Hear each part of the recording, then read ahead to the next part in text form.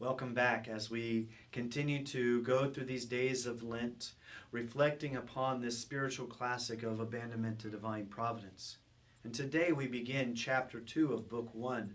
And in this very chapter, I was struck by the very first line on page 37, at the very start of the chapter, that all creatures that exist are in the hands of God. What a powerful statement, because there is never then a moment in which God is not interacting upon our hearts, upon our souls, upon our minds, upon our whole bodies. Our entire being is in His hand. And in being in His hand, it is then that very matter of Him just sharing His love upon us. And how important then that becomes, that as we see this through faith, that God is holding us in His hands, those very hands then that were pierced upon the cross. We are called then to be like Mary, as the chapter points out, of being able to say, I want to be in that very hand of God.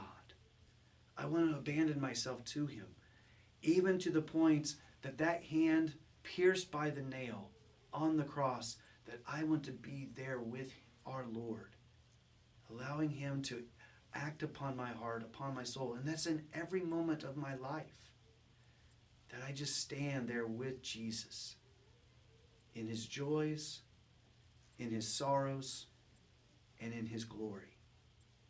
And that is where then we see, like Mary, we are called to be at the foot of the cross as we walk in these days of Lent. But especially, though, to come to realize on page 47 that the will of God is at each moment before us like an immense, inexhaustible ocean that no human heart can fathom, because it's so amazing, so infinite, always though wanting to be poured into us, as He did with Mary.